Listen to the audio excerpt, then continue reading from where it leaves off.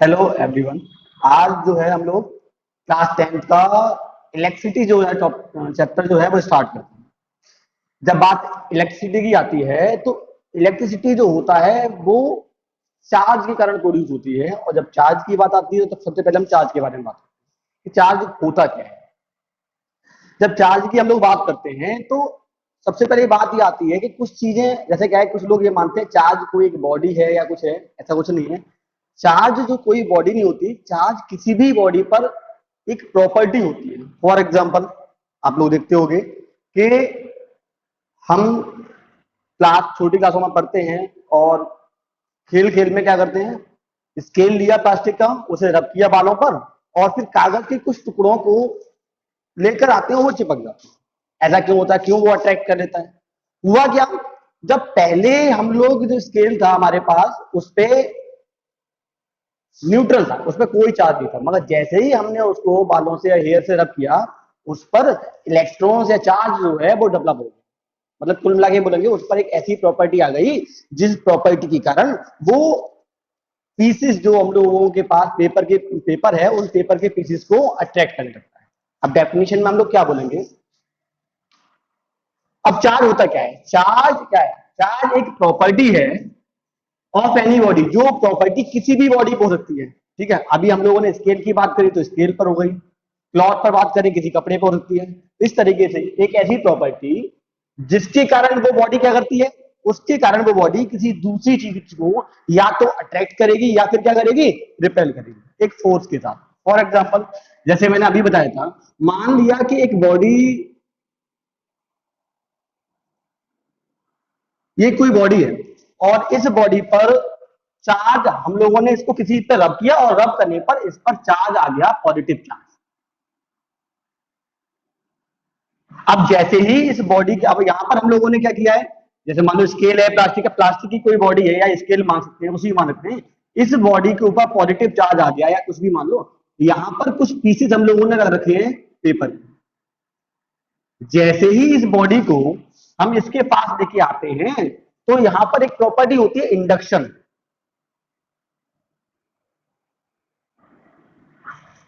Induction property के कारण इसके पास वाली बॉडी पर, मतलब पेपर पर, नेगेटिव चार्ज आ जाएगा। अब क्या हुआ, इस पर पॉजिटिव चार्ज है, इस पर नेगेटिव चार्ज है, तो पॉजिटिव और नेगेटिव के कारण ये एक दूसरे को अट्रैक्ट करेंगे। ठीक है, अब चार्ज क्या है, बॉडी तो वही है, चार्ज एक ऐसी प्रॉपर्टी है जिस प्रॉपर्टी के कारण ये वाला ऑब्जेक्ट दूसरे ऑब्जेक्ट को या तो फिर क्या करेगा, अट्रैक्ट करेगा या फिर क्या करेगा, रिपेल करेगा। ये तो वही चार्ज की डेफिनेशन। जब चार्ज के बारे में आगे बढ़ते हैं तो चार्ज के बारे में, चार्ज को हम दो टाइप में डिवाइड करते हैं। एक होता है हमारा पॉजिटिव चार्ज और एक होता है हमारा नेगेटिव चार्ज। पॉजिटिव चार्ज और नेगेटिव चार्ज की बात करते हैं।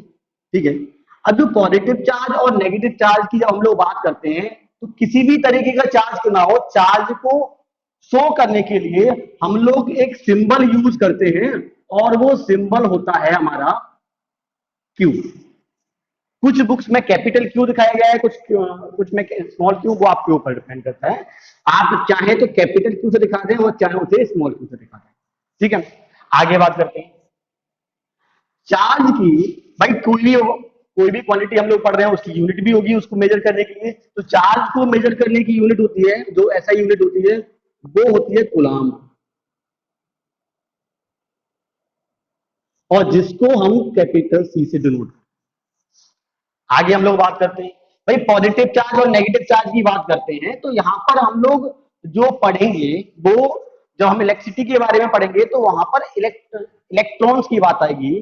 ठीक है, अब जब इलेक्ट्रॉन्स की बात आएगी तो हमारे पास जो चार्ज होंगे या तो प्रोटॉन या तो इलेक्ट्रॉन्स होंगे, बाद जब तो इलेक्ट्रॉन पर जो भी चार्ज पार्टिकल हुआ, मतलब उस पर चार्ज कितना हुआ, तो charge on the electron is equal to the 1.6 into 10 to the power minus 19 coulomb. ये वैल्यू आपने पहले 9th में भी पढ़ी होगी। ठीक है, थोड़ा आगे बात करते हैं। जब हम चार्जेस के बारे में बात करते हैं तो सबसे पहले आता है चार्जेस की प्रॉपर्टी। अब चार्जेस की प्रॉपर्टी आती है, उनमें तीन चीजें ध्यान रखो। सबसे पहले मैंने आपको यहाँ पर एक चीज टर्म बताया था, इंडक्शन। इंडक्शन क्या होता है आपका, इसमें वो समझते हैं। इंडक्शन क्या होता है? इंडक्शन प्रॉपर्टी चार्जेस की ये बोलती है कि मान लीजिए कोई भी चार्ज बॉडी है,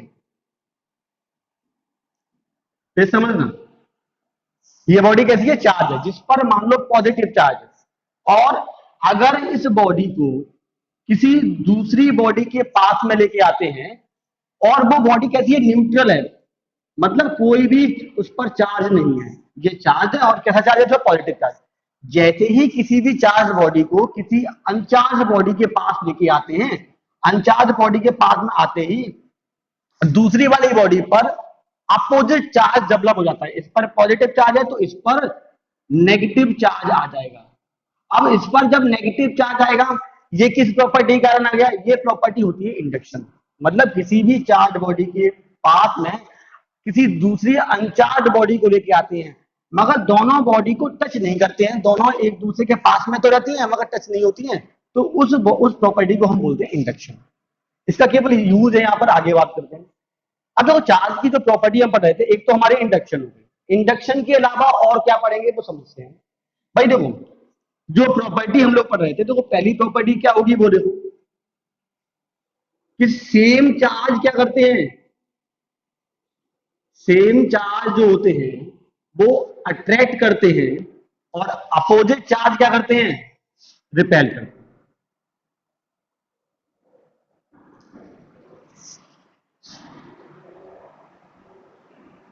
opposite charge repel each other. चलो आगे बात करते हैं। भाई दूसरी प्रॉपर्टी की बात क्या है? दूसरी प्रॉपर्टी हमारी आती है, वो होती है एडिटिविटी प्रॉपर्टी।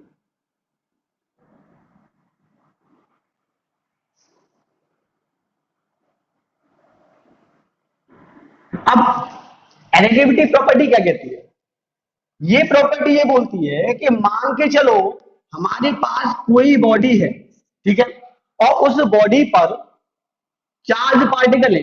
ये पहला चार्ज पार्टिकल है जिसको हमने Q1 मान लिया, ये दूसरा चार्ज पार्टिकल है जिसको हमने Q2 मान लिया, यहाँ पर कोई तीसरा चार्ज पार्टिकल है उसको हमने Q3 मान लिया, ऐसे करके बहुत सारे चार्ज पार्टिकल हैं।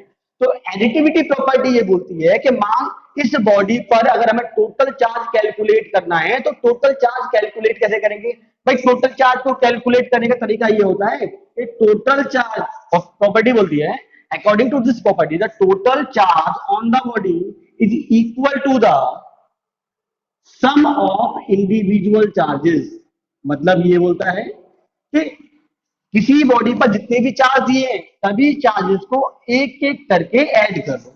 यहाँ पर जो चार्ज था उस पर Q1 था, हमने Q1 लिख लिया, दूसरे पर चार्ज Q2 है, हमने Q2 लिख लिया, तीसरा चार्ज Q3 है, वहां पर Q3, ऐसे ही करके अगर और भी चार्ज दिए गए हैं तो वो भी चार्ज लिख दो और उनको ऐड कर दो। अच्छा देखो यहाँ पर अभी चार्ज हमारे दो तरीके के, नेगेटिव चार्ज और पॉजिटिव चार्ज में डिफरेंस। भाई नेगेटिव चार्ज वो बस उस पर बाहर माइनस का साइन लगा देंगे, पॉजिटिव चार्ज का बाहर प्लस का साइन लगा होता है।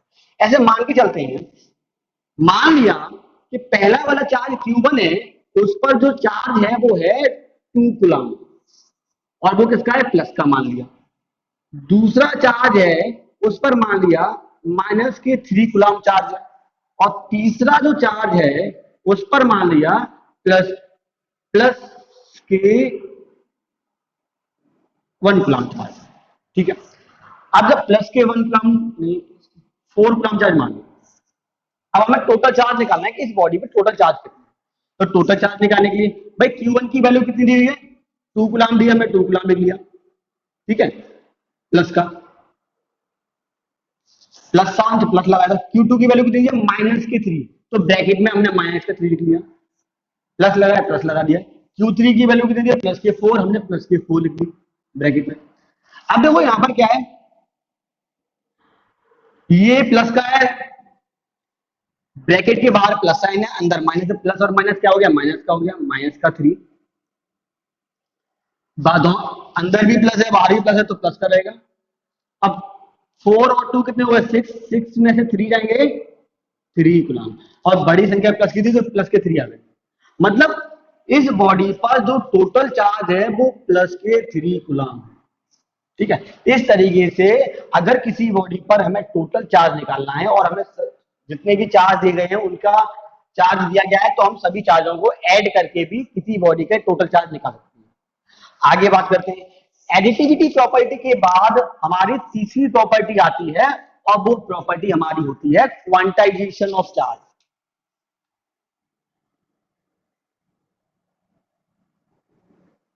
Quantization of charge. अब ये प्रॉपर्टी थोड़ा अच्छे से समझेंगे क्योंकि इस प्रॉपर्टी के ऊपर क्वेश्चन बन जाता है। क्वेश्चन कैसे बनते हैं हम अभी बताएंगे आपको। क्वांटाइजेशन ऑफ चार्ज क्या बोलता है? क्वांटाइजेशन ऑफ चार्ज जो प्रॉपर्टी है वो जो ये बोलती है, मान लिया कोई बॉडी है और इस बॉडी पर टोटल चार्ज दिया गया है। मान लिया बहुत सारी चार्ज पार्टिकल है, ठीक है, और वो चार्ज पार्टिकल इलेक्ट्रॉन्स है। एक चार्ज तो एक ये हो गया, एक इलेक्ट्रॉन ये हो गया, एक इलेक्ट्रॉन ये हो गया। इस तरीके से बहुत सारे चार्ज पार्टिकल दिए गए हैं, ठीक है। अब मान के चलते हैं कि इस पर टोटल चार्ज निकालना है, तो क्वांटाइजेशन प्रॉपर्टी ये बोलती है कि according to this property the total charge on the body is equal to the integral multiple. Integral का मतलब होता है n का मल्टीपल, इंटीजर का मल्टीपल इसके साथ to the fundamental charge particle. और फंडामेंटल चार्ज पार्टिकल कौन सा होता है? इलेक्ट्रॉन होता है। ये समझेंगे। नंबर n क्या है यहाँ पर? तो q हो गया टोटल चार्ज। देखो यहाँ पर कुछ लोग चाहें तो स्मॉल q से इसे दिखा दो, चाहे इसे कैपिटल q से दिखा दो, कोई फर्क नहीं पड़ता। तो Q is equal to formula हो गया N इंटू ई। जहां पर N क्या है? N हो गया नंबर ऑफ इलेक्ट्रॉन्स जो भी चार्ज पार्टिकल दिए गए हैं, और E is the charge on the electron.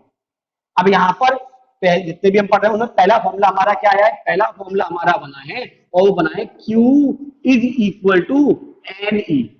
अब यहाँ पर Q क्या है? Q is the charge on the body. किसी बॉडी पर चार्ज जो है उसे Q से डिनोट करते हैं। N क्या हो गया? N show the number of particles, कि किसी भी बॉडी पर कितने नंबर ऑफ पार्टिकल हैं वो N से शो होते हैं। और E क्या है? E is the fundamental charge particle, और उस फंडामेंटल चार्ज पार्टिकल की वैल्यू कितनी होती है? 1.6 into 10 to the power -19 coulomb, ठीक है। अभी हमने जितना पढ़ा एक बार रिवाइज करते हैं। हमने अभी क्या पढ़ा? हमने पढ़ा चार्ज के बारे में। चार्ज क्या होता है? चार्ज के बारे में क्या पढ़ा कि charge is the property on any body due to which it attract और repel any other body with a force. कि चार्ज किसी भी बॉडी पर आने वाली एक ऐसी प्रॉपर्टी है। अब मान लो इस बॉडी पर एक ऐसी प्रॉपर्टी आ गई जिस प्रॉपर्टी के कारण ये किसी दूसरी बॉडी को या तो अट्रैक्ट करेगी या फिर क्या करेगी? रिपेल करेगी। और इसी प्रॉपर्टी को हम क्या बोलते हैं? चार्ज बोलते हैं। चार्ज को हमें दो कैटेगरी में डिवाइड किया, एक पॉजिटिव चार्ज होता है और एक नेगेटिव चार्ज होता है। चार्ज को रिप्रेजेंट करते हैं सिंपल से, या तो हम कैपिटल क्यू से रिप्रेजेंट करेंगे या फिर हम इसे स्मॉल क्यू से रिप्रेजेंट करेंगे। चार्ज की जो एसआई यूनिट होती है वो कूलम होती है, जिसे हम कैपिटल सी से डिनोट करते हैं। थोड़ा और आगे बढ़े, और हमने आगे बढ़ने पर हमने बोला चार्ज की कुछ प्रॉपर्टी पढ़ी।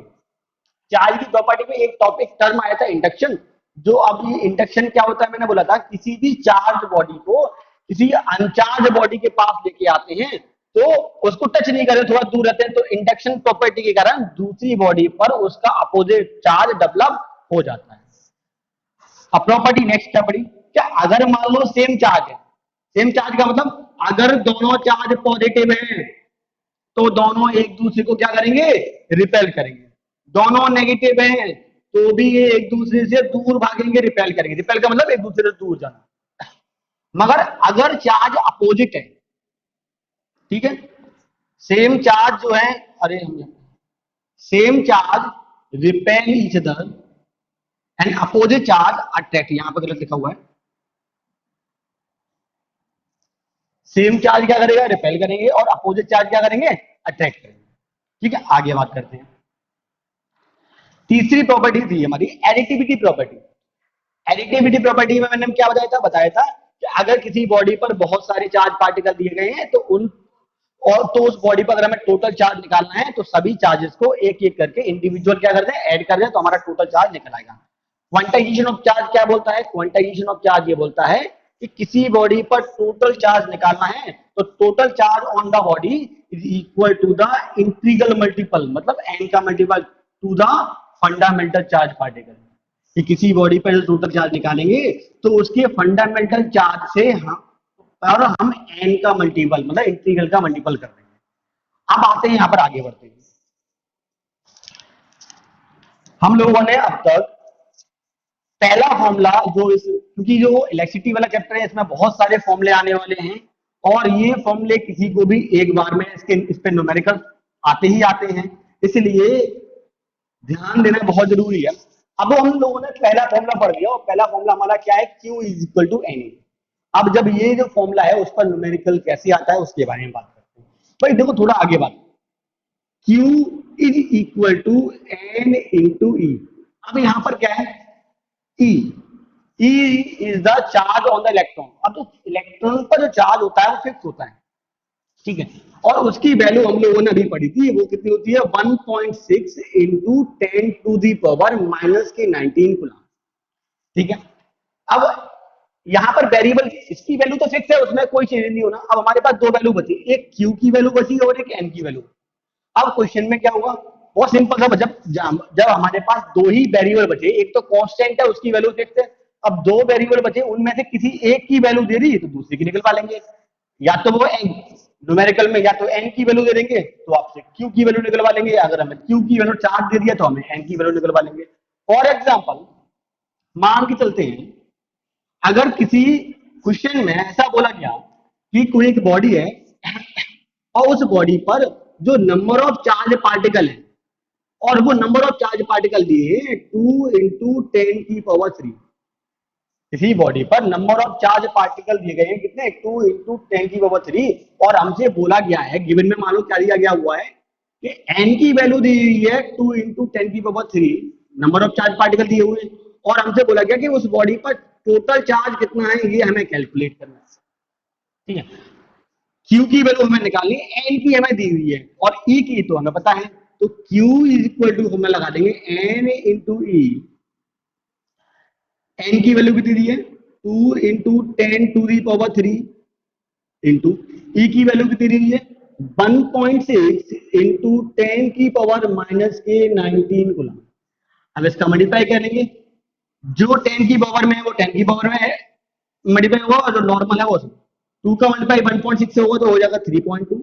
10 की पावर तो जब मल्टीप्लाई होगा तो 10 की पावर 3 यहाँ पर है, 10 की पावर माइनस 19 है, तो ये दोनों तो 3.2 into 10 to the power minus के 16। चार्ज हम लोग क्या कैलकुलेट करें, चार्ज की यूनिट क्या होती है कूलम, इसलिए एक तो ये हो गया जब आपको इस तरीके से गिवन दिया गया है। मान लो इसका दूसरा दिया गया है, दूसरा किस तरीके से, मैंने अभी बोला था कि इस वाले फॉर्मूले में दो वेरिएबल हमारे पास है, एक तो एन है और एक क्यू है। इस वाले में क्या हुआ, हमें एन की वैल्यू दी गई थी, क्यू की वैल्यू निकलवाई थी। अगर मान लो क्वेश्चन आ जाता है जहां पर आपसे क्यू की वैल्यू दी जाती है, फॉर एग्जाम्पल गिवन में आप लोगों को क्यू दिया हुआ है, चार्ज दिया हुआ है, charge is equal to 1 coulomb, ठीक है, कि 1 कूलम चार्ज है। अब बताइए 1 कूलम चार्ज जो है वो कब होगा, उसमें एन की वैल्यू कितने इलेक्ट्रॉन्स को ऐड करें, कितने इलेक्ट्रॉन्स को ऐड करें कि टोटल चार्ज हमारा कितना हो जाए 1 कूलम हो जाए।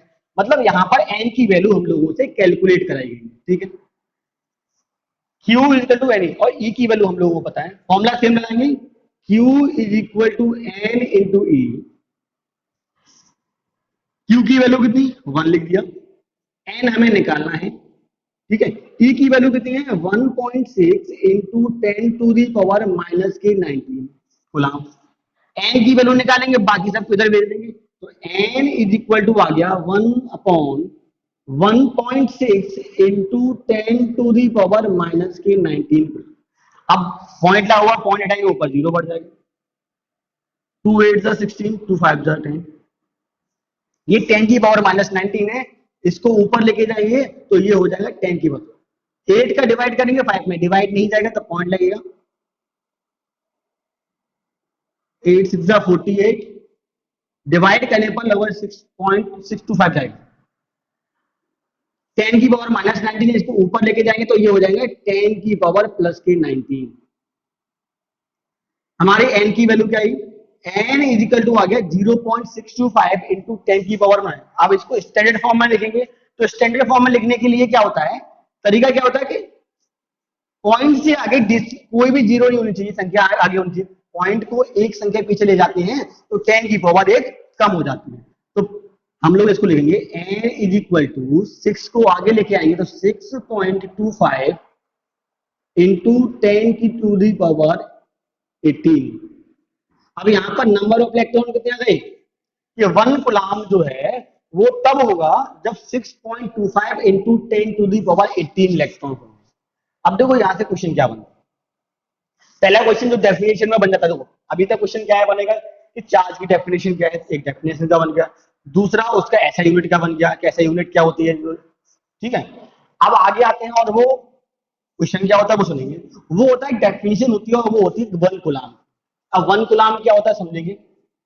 1 कूलम्ब अभी हम लोगों ने क्या पढ़ा कि 1 कूलम्ब एक टोटल चार्ज है। अब ये टोटल चार्ज यहां पर n की वैल्यू निकल के आई थी, n की वैल्यू आई 6.25 इंटू 10 टू दी पावर 18। समझना थोड़ा ध्यान से।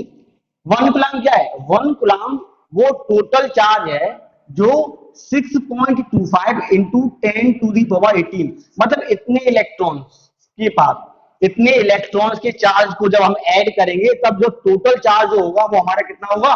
1 कूलम्ब। 1 कूलम्ब की डेफिनेशन एक नंबर में पेपर में पूछी जा सकती है, ठीक है, ध्यान रखेंगे। तो डेफिनेशन कैसे बोलेंगे सुनेंगे।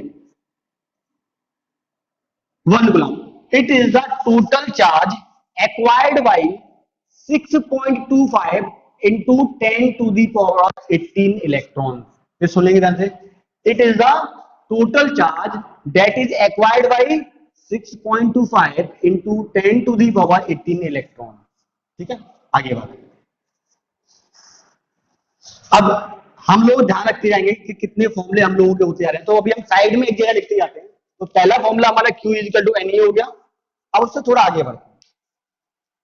जब आगे बढ़ेंगे तो थोड़ा सुनेंगे ध्यान से। भाई देखो इलेक्ट्रिसिटी की बात आती है तो इलेक्ट्रिसिटी जो है वो चार्जेस पे डिपेंड करती है। अब हमारे आसपास बहुत सारे मटेरियल्स पाए जाते हैं, बहुत सारे ऑब्जेक्ट पाए जाते हैं। उनमें से कुछ ऐसे होते हैं जिसमें से इलेक्ट्रिसिटी पास होती है, जो इलेक्ट्रिसिटी कंडक्ट करते हैं, और कुछ ऐसे होते हैं जो इलेक्ट्रिसिटी कंडक्ट नहीं करते। तो इस तरीके से हमारे आसपास जितने भी मटेरियल्स पाए जाते हैं उन मटेरियल्स को हम 3 हिस्सों में डिवाइड करते हैं। मेनली 2 हिस्सों में, आपकी बुक्स में 2 दिए होंगे, मैं 3 बताता हूं। पहला क्या होता है भाई? पहले होते हैं कंडक्टर्स, दूसरे होते हैं इंसुलेटर्स, और तीसरे होते हैं सेमीकंडक्टर्स।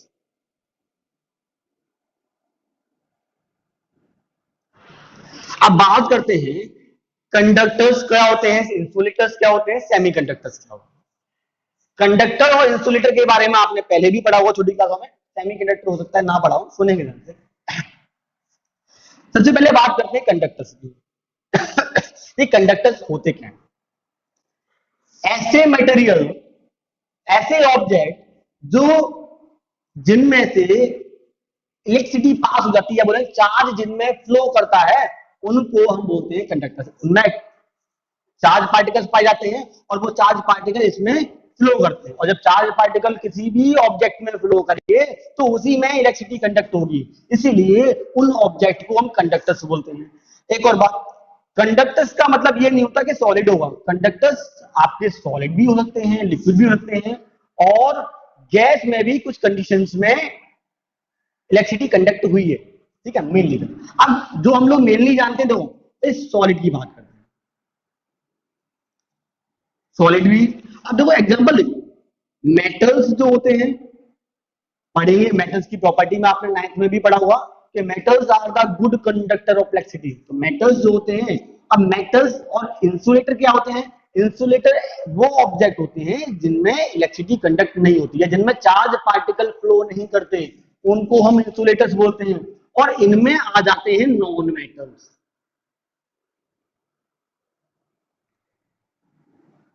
देखो एक बात, मेटल्स, अब एक रीजन भी बात करते हैं, मेटल्स ही कंडक्ट क्यों करते हैं, उनका भी रीजन है।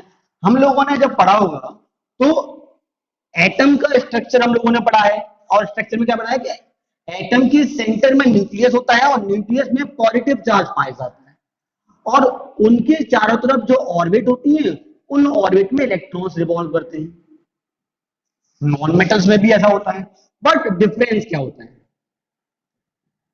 डिफरेंस ये होता है कि मेटल्स जो होते हैं उनकी लास्ट वाली ऑर्बिट में, भाई ऑर्बिट, लास्ट वाली ऑर्बिट में इलेक्ट्रॉन की संख्या एक होती, दो होगी, तीन होगी, मतलब इलेक्ट्रॉन्स कम पाए जाते हैं। मगर नॉन मेटल्स में लास्ट वाली ऑर्बिट में इलेक्ट्रॉन्स की संख्या 5, 6, 7, 8, इलेक्ट्रॉन की संख्या बहुत ज्यादा पाई जाती है। अब देखो एक सिंपल सा लॉजिक है, ये पॉजिटिव चार्ज है, इलेक्ट्रॉन का चार्ज होता है नेगेटिव। अब ये पॉजिटिव चार्ज और इस नेगेटिव चार्ज के बीच में एक अट्रैक्शन फोर्स लग रहा होगा, ठीक है। अब यहां पर अट्रैक्शन फोर्स केवल एक चार्ज के कारण लग रहा है, मगर नॉन मेटल्स में क्या होगा? नॉन मेटल्स में जो अट्रैक्शन, ये पॉजिटिव चार्ज है, बाकी सारे क्या है? Negative charge. अब ये नेगेटिव चार्ज जो है, अब ये पॉजिटिव चार्ज इन सभी नेगेटिव चार्ज को क्या कर रहा होगा? अट्रैक्ट कर रहा होगा। जब ये अट्रैक्ट करता है तो यहां पर अट्रैक्शन फोर्स ज्यादा होगा या यहां पर? भाई यहां पर नंबर ऑफ चार्ज पार्टिकल क्या है? इलेक्ट्रॉन्स क्या है? ज्यादा है। जब सेम एक ही ऑर्बिट में नंबर ऑफ इलेक्ट्रॉन ज्यादा होंगे तो अट्रैक्शन फोर्स क्या हुआ? ज्यादा हुआ। यहां पर एक ही चार्ज पार्टिकल है, जब एक ही चार्ज पार्टिकल है तो यहां पर अट्रैक्शन फोर्स कम होता है, जिसके कारण ये, जब अट्रैक्शन फोर्स कम है तो थोड़ी सी भी एनर्जी से ये इलेक्ट्रॉन अपने एटम को छोड़कर बाहर निकल जाता है, और जब ये एटम को छोड़कर बाहर निकल जाता है तो इस इलेक्ट्रॉन को हम बोल देते हैं फ्री इलेक्ट्रॉन। मेटल्स में फ्री इलेक्ट्रॉन पाए जाते हैं, और जब मेटल्स में फ्री इलेक्ट्रॉन पाए जाते हैं इसीलिए हम इनको, ये जब इनमें फ्री इलेक्ट्रॉन्स हैं तो फ्री इलेक्ट्रॉन्स उसमें मूव करते हैं, और जब इलेक्ट्रॉन्स मूव करते हैं, चार्ज पार्टिकल मूव करते हैं, तो उसी के कारण इलेक्ट्रिसिटी प्रोड्यूस होती, इलेक्ट्रिसिटी जो होती है कंडक्ट होती है, और इसीलिए हम इनको कंडक्टर बोलते हैं। नॉन मेटल्स में ऐसा नहीं होता। नॉन मेटल्स में क्या होता है कि क्योंकि अट्रैक्शन फोर्स इतना ज्यादा होता है कि कोई भी इलेक्ट्रॉन इसमें से बाहर नहीं निकल पाता, और जब नॉन मेटल्स में फ्री इलेक्ट्रॉन नहीं होंगे तो नॉन मेटल्स में कभी भी इलेक्ट्रिसिटी कंडक्ट नहीं होती। एक एक्सेप्शनल केस है और वो है ग्रेफाइट का। ग्रेफाइट एक अकेला एक ऐसा नॉन मेटल है जिसमें इलेक्ट्रिसिटी कंडक्ट हो जाती है, वो एक एक्सेप्शनल केस है। अब थोड़ा आगे बात करेंगे। भाई जो हम लोगों ने एग्जांपल्स में पढ़ रहे थे तो कंडक्टर्स में मेटल्स आ गए। अब मेटल्स कौन से होते हैं? मेटल्स में चाहे कोई भी ले लो। भाई सबसे, हमने कॉपर ले लिया, सबसे पहले सिल्वर लिख लेते हैं, best standard. Silver, copper, aluminium, ये सारे क्या है? मेटल्स। अब आगे थोड़ा और बात करते हैं, थोड़ा बच्चे कंफ्यूज क्या होते हैं जब बात लिक्विड की करते हैं। लिक्विड में भी इलेक्ट्रिसिटी कंडक्ट होती है मगर लिक्विड में क्या होता है? इलेक्ट्रॉन्स नहीं होते, वहां पर आयंस पाए जाते हैं। और आयंस के बारे में आपने पढ़ा होगा कि जब कोई भी एटम, सोडियम है, जब कोई भी एटम इलेक्ट्रॉन को गेन करेगा या लूज करेगा तो इलेक्ट्रॉन को गेन करने पर या लूज करने पर एटम के ऊपर एक चार्ज आता है। सोडियम के पास एक्स्ट्रा इलेक्ट्रॉन होता है तो सोडियम जब इलेक्ट्रॉन लूज करेगा तो सोडियम पर चार्ज कैसा आएगा? पॉजिटिव आएगा। क्लोरीन पर जो होता है उसमें एक इलेक्ट्रॉन को एक्सेप्ट करता है, उस पर नेगेटिव चार्ज आता है। तो इसको हम बोलते हैं कैटाइन, जब पॉजिटिव चार्ज वाले को, और नेगेटिव चार्ज वाले को बोलते हैं एनाइन। तो जितने भी लिक्विड होते हैं, ध्यान से सुनना, हम लिक्विड की बात करने जा रहे हैं। यहां पर लिक्विड की बात आती है तो बहुत से बच्चे कंफ्यूज हो जाते हैं। भाई हम लोग वाटर की बात करते हैं, वाटर हमारा कंडक्टर नहीं होता, सुनने ही ध्यान से। वाटर जो होता है वो इंसुलेटर होता है। और कौन सा? Pure water. ध्यान से सुनना, प्योर वाटर जो होता है वो हमारा इंसुलेटर होता है। अब इंसुलेटर क्यों होता है? बहुत से बच्चे ये सोचते हैं कि सर पानी में बिजली गिर जाती है तो वो इलेक्ट्रिसिटी कंडक्ट कर देती है। वो ऐसा, क्योंकि जो नल से पानी निकलता है या टैप वाटर जो होता है वो प्योर वाटर नहीं होता, ठीक है। अब प्योर वाटर में कोई भी आयंस नहीं पाए जाते, कोई भी चार्ज पार्टिकल ऐसे नहीं पाए जाते जो, जिसके कारण उसमें इलेक्ट्रिसिटी कंडक्ट हो। अब क्या करते हैं? जैसे ही पानी में हम नमक डाल देते हैं या कोई दूसरी इंप्योरिटी ऐड कर देते हैं जिससे वहां पर कैटाइन और एनाइन बन जाए, और जब पानी में कैटाइन भी पाए जाएं और एनाइन भी पाए जाएं, तो जैसे कि फॉर एग्जांपल वाटर में हमने NaCl नमक डाल दिया, तो जैसे ही पानी में ये घुलेगा तो सोडियम जो होते हैं वो Na पॉजिटिव में और क्लोरीन जो है Cl नेगेटिव में। सोडियम कैटाइन हो गया, क्लोरीन एनाइन हो गई, और यही कैटाइन और एनाइन के कारण वाटर जो होता है फिर इलेक्ट्रिसिटी कंडक्ट करने लगता है। प्योर वाटर इंसुलेटर होता है, मगर जैसे ही उसमें हम अदर इम्प्योरिटी ऐड करते हैं जैसे कि कॉमन साल्ट हो गया या कोई भी चीज, उसके कारण उसमें वाटर में कैटाइन और एनाइन का फॉर्मेशन होता है, और यही कैटाइन और एनाइन के कारण वाटर जो होता है वो इलेक्ट्रिसिटी कंडक्ट करने लगता है। इंसुलेटर में क्या है, इंसुलेटर में हमारे नॉन मेटल्स के साथ साथ और क्या हो जाएगा, वुड, ग्लास, प्लास्टिक, ये सारे हो गए इंसुलेटर्स। कंडक्टर्स में सारे के सारे मेटल्स आ जाते हैं। वाटर में बता दिया मैंने आपको कि कुछ लिक्विड सॉल्यूशंस भी होते हैं, वो इलेक्ट्रिसिटी कंडक्ट करते हैं। अब आते हैं सेमी कंडक्टर। एक तो हो गए कंडक्टर्स, क्या हुए, एक तो होगा कि जो इलेक्ट्रिसिटी पास कर देते हैं उन्हें कंडक्टर्स बोलते हैं। इंसुलेटर वो होगा जो इलेक्ट्रिसिटी पास नहीं करे, इलेक्ट्रिसिटी पास नहीं करते या चार्ज पार्टिकल को पास नहीं होने देते। अब बात आती है सेमीकंडक्टर्स कौन से होंगे। जब बात सेमीकंडक्टर्स की आएगी तो सेमीकंडक्टर्स एक ऐसे मटेरियल्स होते हैं जो नॉर्मल कंडीशन में इलेक्ट्रिसिटी कंडक्ट नहीं करते, मगर जब हम उनमें इंप्योरिटी ऐड कर देते हैं या फिर उन्हें हीट करते हैं तो ऐसी कंडीशन पर वो इलेक्ट्रिसिटी कंडक्ट करने लगते हैं। तो सुन लेना, सेमी का मतलब आधा, मतलब पूरी तरीके से ये कंडक्टर्स नहीं होते हैं। नॉर्मल कंडीशन में इनमें हम इलेक्ट्रिसिटी पास करने की कोशिश करें तो इलेक्ट्रिसिटी पास नहीं होती है, मगर जब हम इनमें इंप्योरिटी ऐड करते हैं तब जाके इनमें सेमीकंडक्टर्स जो होते हैं वो इलेक्ट्रिसिटी पास करने लगते हैं। ठीक है, तो कंडक्टर्स, इंसुलेटर्स और सेमीकंडक्टर्स तीन तरीके के हो गए। थोड़ा और आगे बढ़ेंगे और हम लोग अब बात करते हैं इलेक्ट्रिसिटी की। बात करेंगे तो हमारी इलेक्ट्रिसिटी को हम दो हिस्सों में डिवाइड करते हैं। अब दो हिस्सों में कौन से करेंगे उनकी बात करते हैं। भाई इलेक्ट्रिसिटी को दो हिस्सों में डिवाइड करते हैं, एक होती है स्टैटिक इलेक्ट्रिसिटी और दूसरी होती है करंट इलेक्ट्रिसिटी। अब थोड़ी बात करते हैं भाई, ये भी इलेक्ट्रिसिटी है और ये भी इलेक्ट्रिसिटी है, फिर दोनों में डिफरेंस क्या है। मैंने जब बात करी थी चार्ज के बारे में तो मैंने बोला जब भी बात इलेक्ट्रिसिटी की आएगी तो चार्ज की बात होगी, यहां पर भी चार्ज की बात है, मगर दोनों की कंडीशन थोड़ी अलग अलग है। कैसी है, स्टैटिक का मतलब होता है रुका हुआ, मतलब रेस्ट में। करंट का मतलब होता है मोशन में। अब बात करेंगे जब भी अब चार्ज के कारण इलेक्ट्रिसिटी प्रोड्यूस होती है। अब स्टैटिक इलेक्ट्रिसिटी कौन सी होती है, ऐसी इलेक्ट्रिसिटी जो उन चार्ज पार्टिकल्स के कारण प्रोड्यूस होती है जो चार्ज पार्टिकल किस में रहते हैं, रेस्ट में रहते हैं। फिर सुनना ध्यान से, the electricity which is produced due to the charge particle at rest. For example, बहुत सिंपल सा एग्जाम्पल बताते हैं जो सभी को याद होगा, नॉर्मली सभी लोग देखते भी हैं, कभी ध्यान नहीं देते। अब देखो, हम लोगों ने देखा है कि जब बरसात होती है, बरसात में ऊपर लाइटनिंग होती है, और जब थंडर होती है, जब लाइटनिंग गिरती है, तो लाइटनिंग में जो बिजली ऊपर बनती है वो एग्जाम्पल है स्टैटिक इलेक्ट्रिसिटी का। अब बात आती है कि वो स्टैटिक इलेक्ट्रिसिटी क्यों होगी, उसकी थोड़ी सी बात कर लेते हैं। भाई देखो होता क्या है, हमारे ऊपर बहुत सारे क्लाउड्स होते हैं।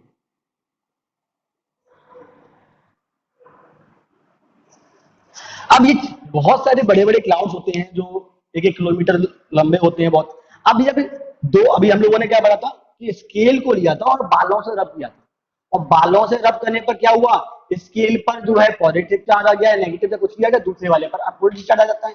ऐसे से दो क्लाउड्स हैं और ये दोनों क्लाउड्स एक दूसरे को रब करते हुए जाएंगे, तो रब करने से क्या होगा, एक से इलेक्ट्रॉन, भाई मान लेते हैं इस वाले क्लाउड से इलेक्ट्रॉन इधर की तरफ आ रहे हैं, इलेक्ट्रॉन जब इस पर आएंगे तो इस वाले क्लाउड पर जब इलेक्ट्रॉन पर चार्ज कैसा होता है, नेगेटिव, जब इलेक्ट्रॉन पर नेगेटिव चार्ज होगा तो इस वाले क्लाउड पर चार्ज कैसा आ जाएगा, नेगेटिव चार्ज आ जाएगा।